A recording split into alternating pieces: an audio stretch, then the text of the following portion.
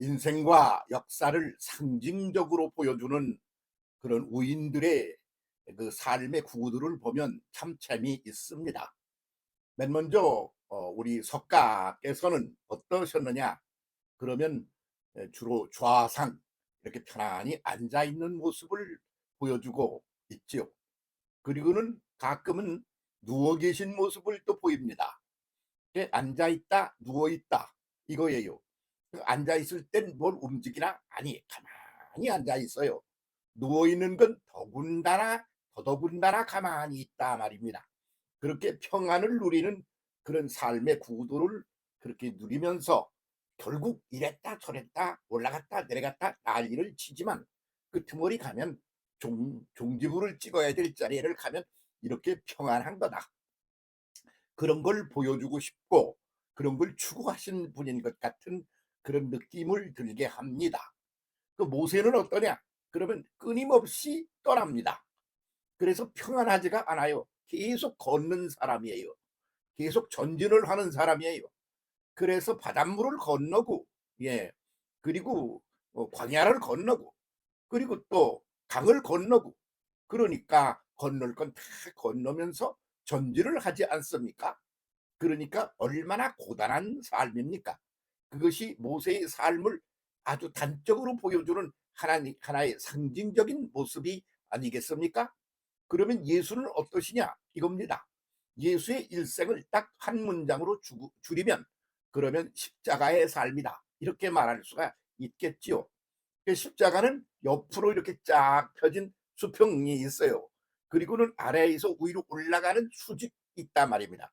그 수평과 수직의 융합이 십자가인 것이죠.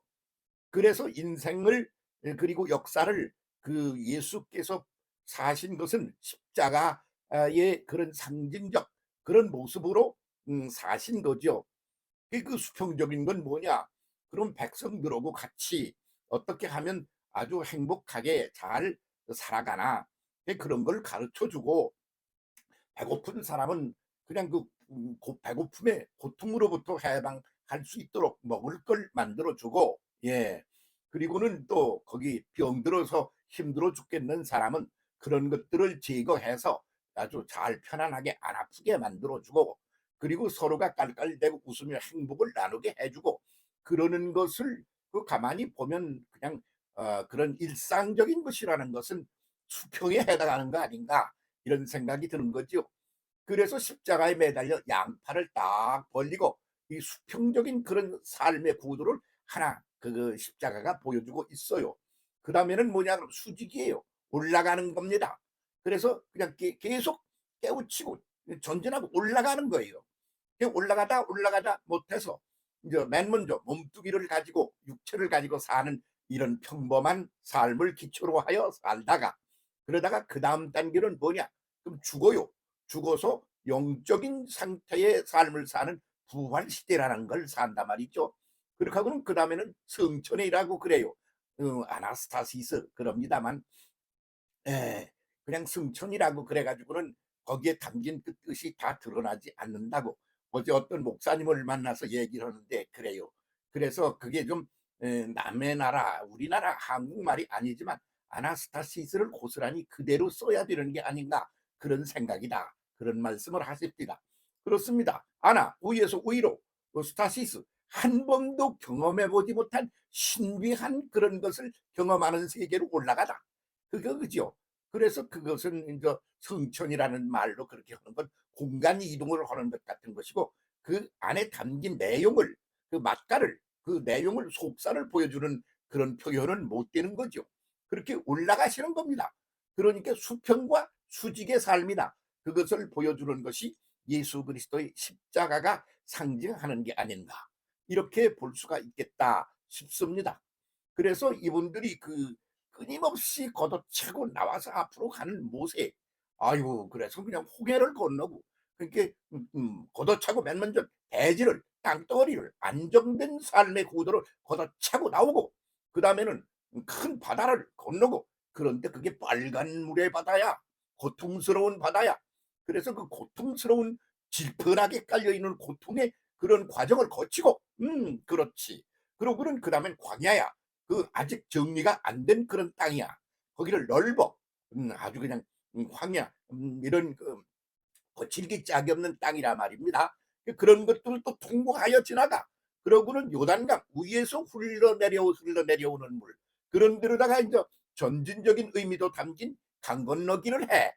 그렇게 해서 전진하는 그런 구도라 말이죠. 예, 그래서 그런데 거기서 이제 그 산꼭대기 느보라고 그러는 높은 곳에 올라가서 끝난 게 그의 인생이죠. 그리고 인생과 역사를 그렇게 상징적으로 보여주었다, 그렇게 말할 수가 있죠. 그런데 뒤에서 이제 참 석가는 평안하고, 평안하다 못해서 좌상을 하고 가만히 앉아 있어. 얼마나 평안한지 눈을 떡 감고 있어. 아니야, 눈을 감고 있지 않아. 뜨고 있어. 뜬 것과 감은 것과 중간쯤 돼 반쯤 뜨고 있어. 그래서 내 내면 세계를 살피고 외면 세계를 살피고 내면과 외면을 함께 더불어 살피면서, 그러면서 가만히 좌상으로 앉아서 평안을 누리고, 그리고는 그렇게 해서 거기서 갈등도 있고 무슨 깨달을 일도 있지 않겠어요? 그런 것들이 뭐가 이루어지면 편안히 눕는 거야. 그래가지고 미소를 띄우는 거야. 그것이 그분이죠. 그래서 인간이 힘 안 들고 행복하게 잘 살아가는 데 있어서 이거만큼 그렇게 아주 이상적인 게 없어 보인다, 그런 생각 드는 겁니다. 그런데 예수라는 이는 오셔서 거듭 말씀드립니다.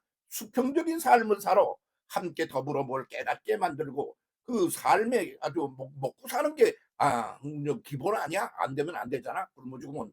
그렇게 먹여주고, 병든 거 잘못된 건 고쳐서 바로잡아서 병든 걸 고쳐주고, 그러면서 그 삶의 구도를 편안하게 끌고 가는 수평적인 것을 사시다가 십자가에서 못 박혀 죽으셔. 그렇게 해서 몸뚱아리에 이 육체를 가지고 있는 이 시스템을 걷어차고 깨버리고 파쇄하고 다음 단계로 치고 올라가는 거란 말이야. 그러고서 나중에 거기서 끝나는 게 아니라 아나스타시스를 하여 한 번도 인간이 인생이나 역사 속에서 겪어보지 못한 신비한 미래를 향하여 차고 올라간다, 그러는 것이 아나스타시스 성천이라고 그러는 거죠. 그래서 그 세 분의 그것을 이 상징적으로 이렇게 들여다보면, 그 우리가 볼 때 가장 종합적이고 그리고 이상적이고 모든 것들이 다 포함된 그런 구도는 그 구도 아닌가, 이런 생각을 저는 하는 사람입니다. 그래서 나는 예수 믿으세요. 예수를 아세요. 예수의 삶을 고스란히 배워 예수와 함께 손잡고 가세요. 그렇게 해서 전진하세요. 올라가세요. 그렇게 말하고 싶은 사람입니다. 그렇게 권고를 드립니다. 그것 이상 더 근사한 게 어디 있겠습니까? 그럼 그렇게 살아가면서 겪는 건 뭐냐? 그러면 7가지 맛깔이라는 게 있습니다. 사는 맛이 7가지다, 그런 말이죠. 맨 먼저 쓴맛이라는 게 있어요. 그게 인생이라는 거, 역사라는 거, 고난이야. 그게 쓴맛이야. 두 번째는 뭐냐? 그러면 단맛이야. 아주 행복하고 신나고 좋아 죽겠어. 인생 살만한 것 같은 거요. 그게 단맛이야. 그 다음에는 뭐냐? 매워. 매콤하고 아주 쇼킹하게 자극적인 맛이야. 그, 그 다음에는 그렇게 매운 게 아니고 고소해. 아주 맛깔스러운 게 재미가 있어. 재미가 나는 그런 맛이야. 고소한 맛. 그 다음에는 또 무슨 맛이냐? 그러면 말이죠. 아주 희한한 맛들이 쭉 기다리고 있는 거죠. 그리고 떫은 맛이라는 게 있어. 이건 좋지도 별거가 아닌 그런 불쾌하기 짝이 없는 맛이죠. 그 다음에 짠맛이라는 게 있습니다. 그 다음엔 또 몰라요? 아주 이게 혼란스러운 그런 맛들이 여러 가지가 막 뒤섞여 있는 거죠. 이렇게 7가지가. 그래서 그런 느낌으로 볼 때 그런 7가지죠. 느끼한 맛. 예. 그 느끼한 맛이 마지막 거야.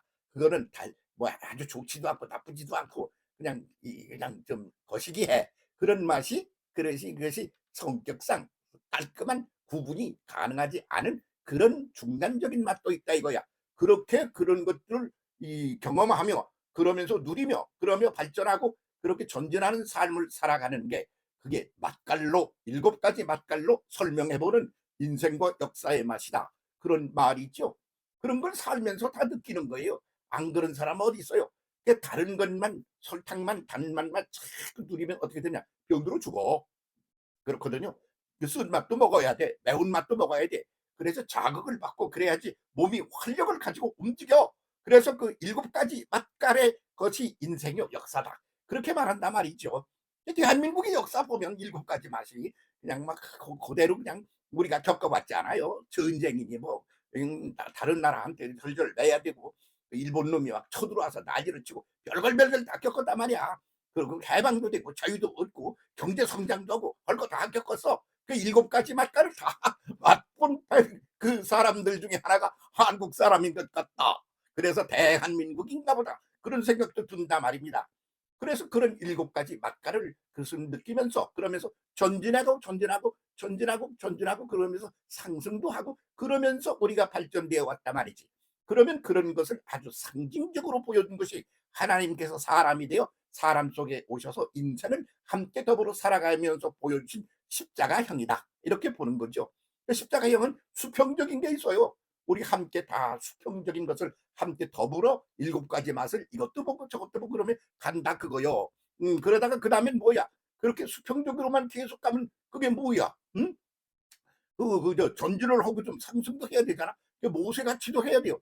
그러니까 수평적인 맛은 제가 볼 때는 에, 부처님 말씀 맛깔을 갖춰 추구하는 게 그래서 그 석가가 추구한 바가 아닌가 그렇게 보는 거죠.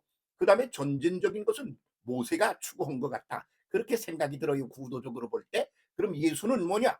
그러면 그 두 가지가 다 합한 십자가 맛깔이다. 이런 거지. 그래서 십자가 무한 영광일세. 십자가는 고난이야. 그래서 이게 뭐 아주 고통스럽고 힘들다는 고난이야. 근데 십자가는 고난이야. 어떤 거냐? 높을 꽂자 고난이야. 그래서 십자가는 그렇게 고통스러운 고난과 그리고 높이 올라가는 고난 두 가지가 합쳐진 높을 꽂자 고난과 그리고 힘들 꽂자 고난 두 가지가 함께 이렇게 합해져 있는 게 아닌가 이렇게 볼 수 있다는 말이죠. 그래서 인생을 살 때 일곱 가지 맛깔로 십자가의 삶을 사는 거야. 수평의 삶을 사는 거야. 그리고 수직의 삶을 사는 거야. 그런데 수직의 삶이 없다. 그럼 당신은 그냥 헛사는 거야. 그러면 발전도 없고 아무것도 아닌 게 되는 거야. 응? 수평의 삶이 없다. 그러면 인생이 뭔지 내용도 모르고 속내도 모르고 그렇게 허당을 또 짚는 게 되는 거야. 그래서 십자가의 삶을 사는 게 모델이다. 이렇게 예수께서 보여주셨다고 보는 겁니다.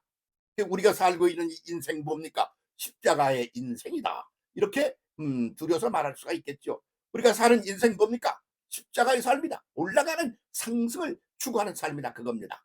십자가의 삶을 예수 그리스도와 함께 더불어 함께 힘차게 살아가시면 어떻겠습니까? 함께 갑시다. 오케이.